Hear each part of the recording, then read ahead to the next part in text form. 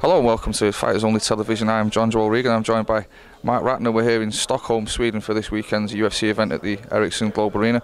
Marc, thanks very much for taking the time to join us. First of all, can we talk about the news that was announced today that there's an International Mixed Martial Arts Federation has been launched in Sweden, and the UFC will be lending that organisation some support. Is that correct? That's correct. We are completely in support.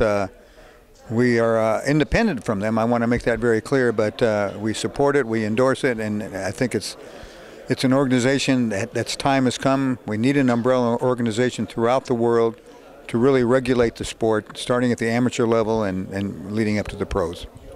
What is it about this particular organisation? Because I know that this has been tried before. For instance, there was WAMA, the World Association of Mixed Martial Arts, that was the sanctioning body for the Affliction MMA shows.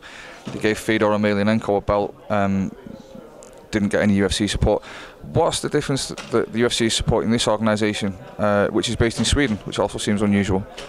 Well, here we are in Sweden. There is a Swedish federation here, and very well organized. That makes us very happy, and we think that the right people are doing it now, and we're very, very bullish for them.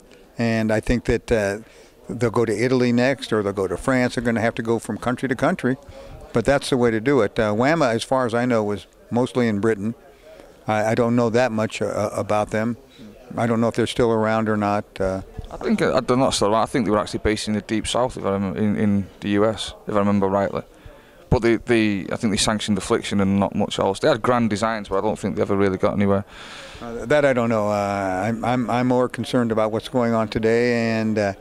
But this group seems to be the right group to me, and I think that they'll do fine. It's going to take time, though. None of these countries, you have to talk to the Minister of Sport. There's a lot of organizations that you have to do. So I am looking forward to it for them, and we do support it. And like I said, it's something that needs to be done. The Federation says it's going to be a not-for-profit democratic organisation which is seeking to provide like a framework and support for mixed martial arts around the world, presumably with a European focus. But what does that mean in practical terms? Are they going to be functioning as like an athletic commission or something? Well, in certain ways it would be like an athletic commission, but really what it should be, in my mind, it will be an umbrella over all these different federations in different countries. So the Swedish one would report to the international.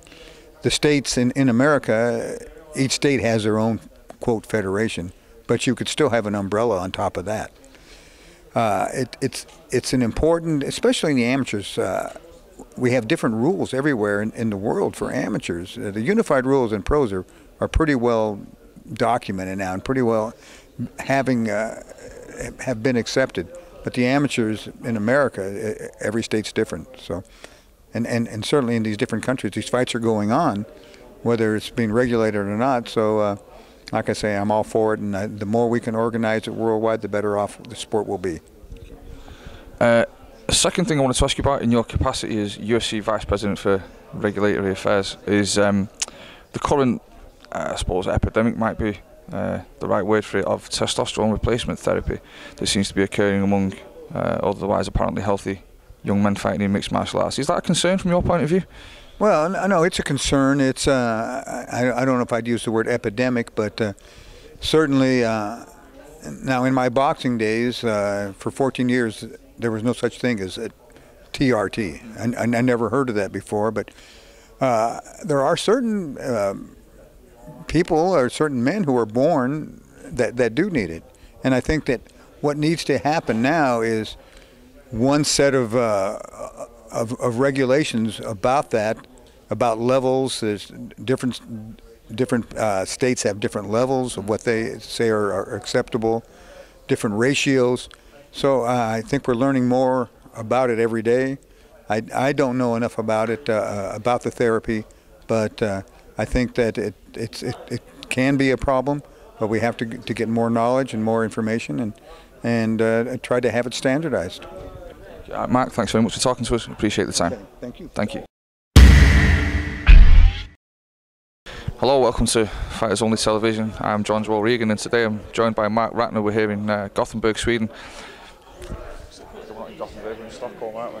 You We're near Gothenburg. In Gothenburg, former home of a world heavyweight champion, Ingemar Johansson. Right.